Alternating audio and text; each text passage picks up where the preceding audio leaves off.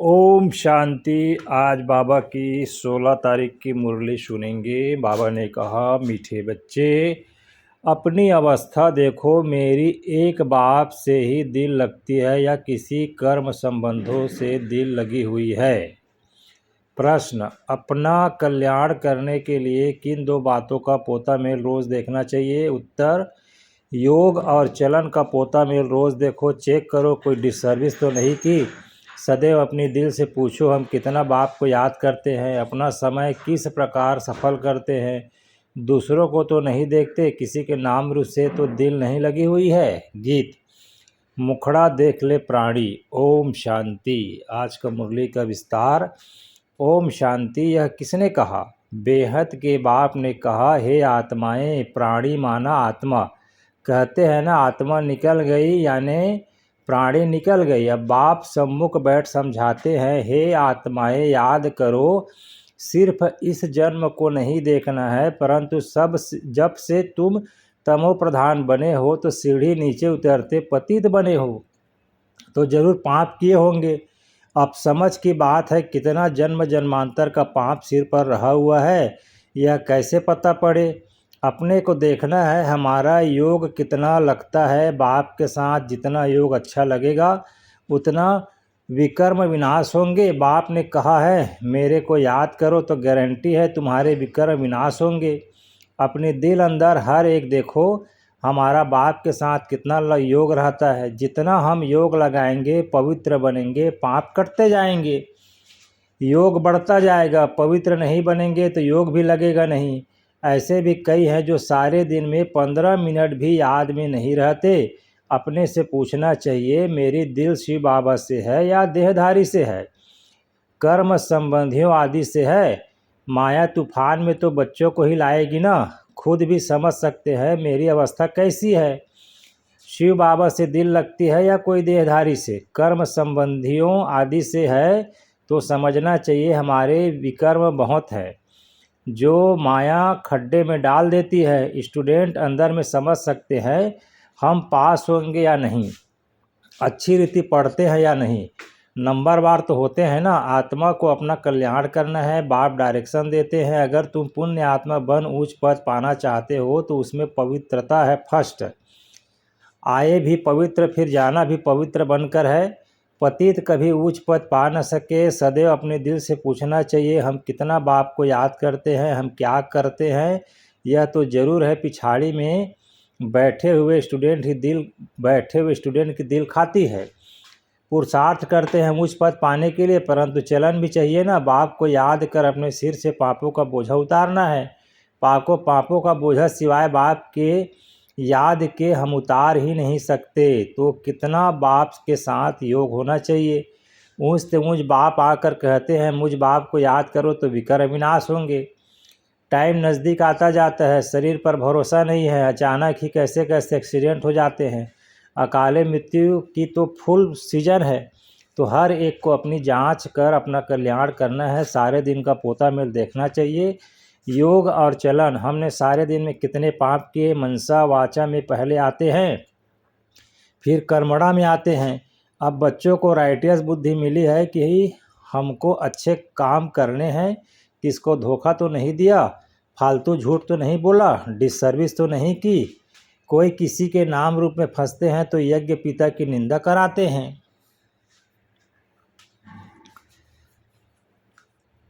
बाप कहते हैं, किसको भी दुख न दो, एक बाप की याद में रहो। यह बहुत ज़बरदस्त फिकरात मिली हुई है। अगर हम याद में नहीं रह सकते तो क्या गति होगी। इस समय गफलत में रहेंगे तो पिछाड़ी को बहुत पछताना पड़ेगा। यह भी समझते हैं जो हल्का पद पाने वाले हैं वह हल्का पद ही पाएंगे। बुद्धि से समझ सकते हैं हमको क्या करना है। सबको यही मंत्र देना है कि बाप को याद करो। लक्ष्य तो बच्चों को मिलता है। इन बातों को दुनिया वाले समझ नहीं सकते। पहली मुख्य बात है ही बाप को याद करने की। रचयिता और रचना की नॉलेज तो मिल गई।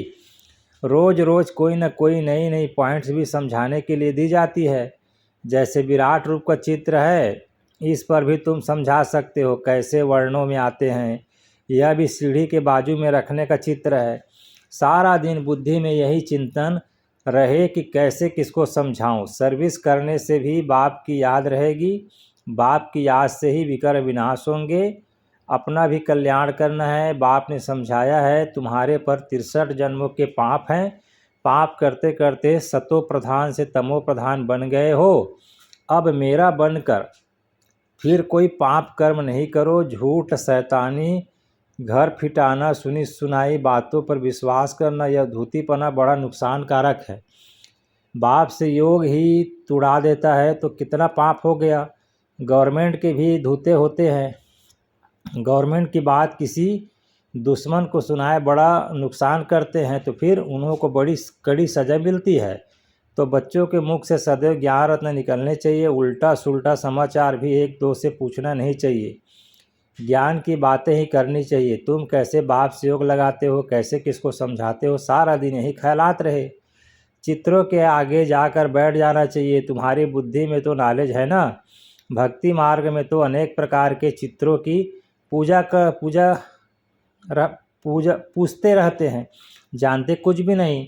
ब्लाइंड फेट, आइलैंड, मूर्ति पूजा, इन बातों में मशहूर भारत है। अभी तुम यह बातें समझाने में कितनी मेहनत करते हो। प्रदर्शनी में कितने मनुष्य आते हैं, भिन्न भिन्न प्रकार के होते हैं। कोई तो समझते हैं यह देखने समझने योग्य है, देख लेंगे, फिर सेंटर पर कभी नहीं जाते। दिन प्रतिदिन दुनिया की हालत भी खराब होती जाती है। झगड़े बहुत हैं। विलायत में क्या क्या हो रहा है बात मत पूछो। कितने मनुष्य मरते हैं। तमो प्रधान दुनिया है ना। भल कहते हैं बाम से नहीं बनाने चाहिए, परंतु वह कहते तुम्हारे पास ढेर रखे हैं तो हम क्यों न बनाएं। नहीं तो गुलाम होकर रहना पड़े। जो कुछ मत निकलती है विनाश के लिए, विनाश तो होना ही है। कहते हैं शंकर प्रेरक है, परंतु इसमें प्रेरणा आदि की तो बात नहीं। हम तो ड्रामा पर खड़े हैं। माया बड़ी तेज है, हमारे बच्चों को भी विकारों में गिरा देती है। कितना समझाया जाता है कि देह के साथ प्रीत मत रखो, नाम रूप में मत फंसो, परंतु माया भी तमो प्रधान ऐसी है, देह में फंसा देती है, एकदम नाक से पकड़ लेती है, पता नहीं पड़ता। बाप कितना समझाते हैं श्रीमत पर चलो, परंतु नहीं। रावण की मत झट बुद्धि में आ जाती है। रावण जेल से छोड़ता नहीं।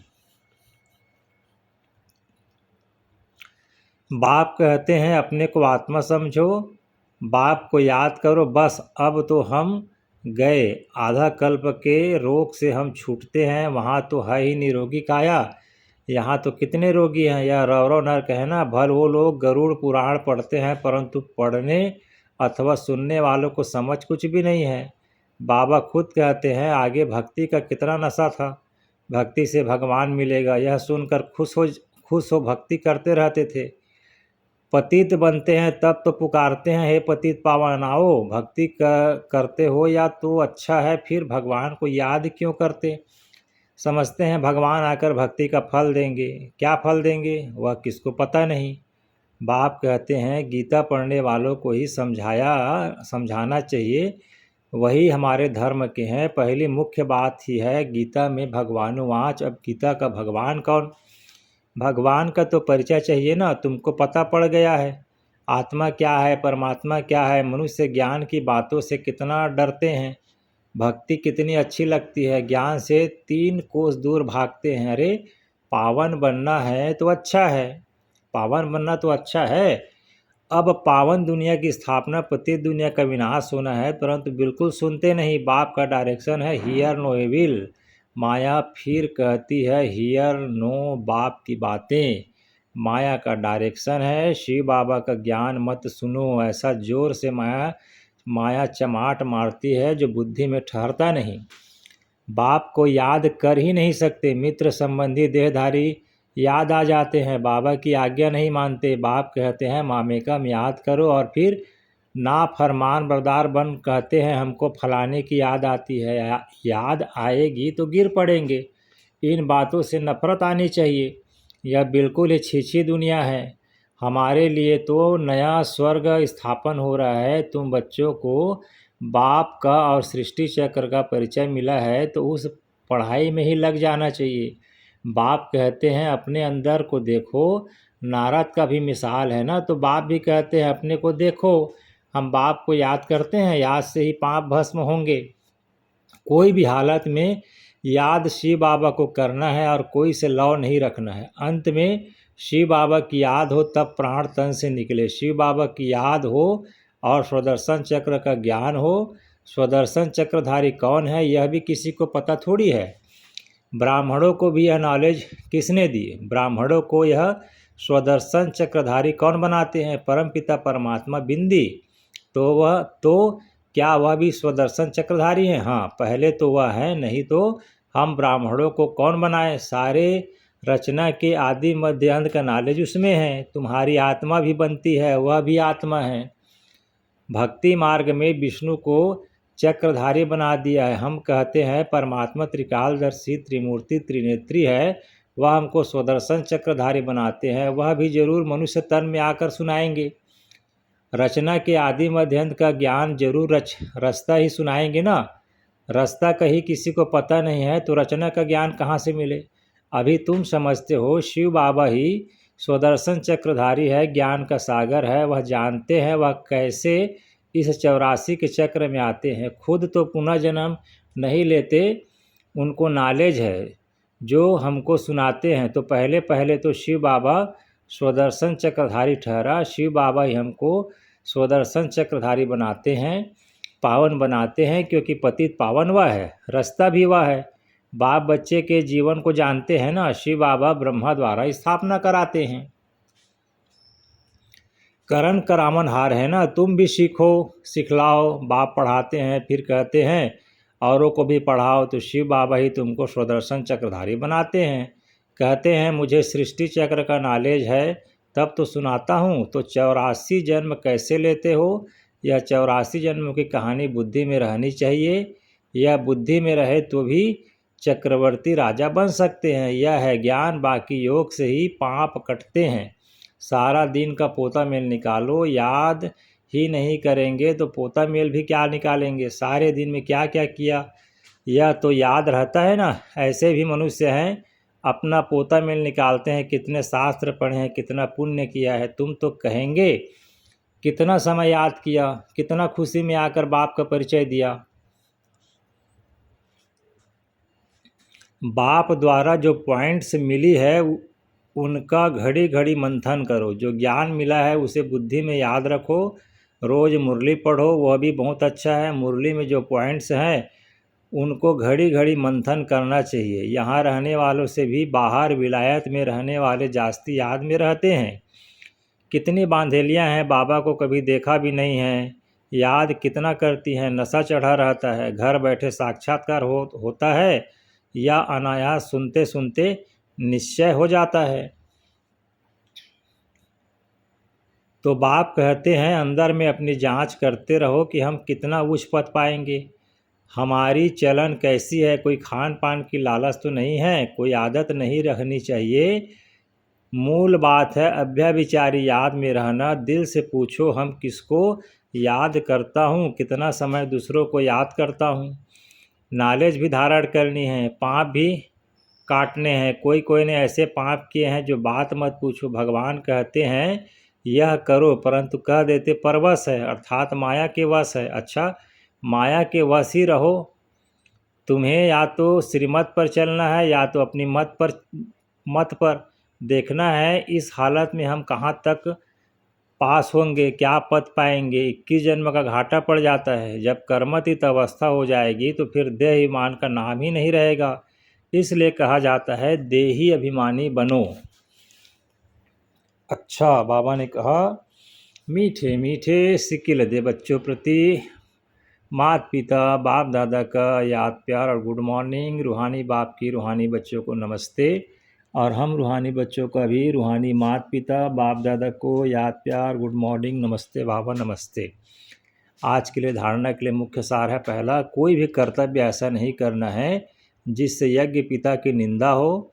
बाप द्वारा जो राइटियस बुद्धि मिली है उस बुद्धि से अच्छे कर्म करने हैं। किसी को भी दुख नहीं देना है। बाबा ने कहा किसी को भी दुख नहीं देना है। दूसरा पॉइंट है एक दो से उल्टा सुल्टा समाचार नहीं पूछना है, आपस में ज्ञान की ही बातें करनी है। झूठ, शैतानी, घर फिटाने वाली बातें यह सब छोड़ मुख से सदैव रत्न निकालने हैं। एविल बातें न सुननी है न सुनानी है। फिर बाबा ने वरदान दिया, 5 विकार रूपी दुश्मन को परिवर्तन कर सहजयोगी बनाने वाले माया जीत जगत जीत भव। विजयी दुश्मन का रूप परिवर्तन जरूर करता है, तो आप विकारों रूपी दुश्मन को परिवर्तन कर सहजयोगी स्वरूप बना दो, जिससे वे सदा आपको सलाम करते रहेंगे। काम विकार को शुभ भावना के रूप में, क्रोध को रूहानी खुमारी के रूप में, लोभ को अनासक्त वृत्ति के रूप में, मोह को अनेक रूप में और देहाभिमान को स्वाभिमान के रूप में परिवर्तन कर दो, तो माया जीत जगत जीत बन जाएंगे। आज का स्लोगन है, रियल गोल्ड में मेरापन की अलाय है जो वैल्यू को कम कर देता, इसलिए मेरेपन को समाप्त करो। अव्यक्त सारे कंबाइंड रूप की स्मृति से सदा विजयी बनो। बाबा ने कहा, कभी कोई कार्य में या सेवा में जब अकेले अनुभव करते हो तब थक जाते हो, फिर 2 भुजा वाले को साथी बना लेते हो, 1000 भुजा वाले को भूल जाते हो। जब 1000 भुजा वाला अपना परम धाम घर छोड़कर आपको साथ देने के लिए आया है, तो उसे अपने साथ कंबाइंड क्यों नहीं रखते। सदा बुद्धि से कंबाइंड रहो तो सहयोग मिलता रहेगा। अच्छा जी, ओम शांति।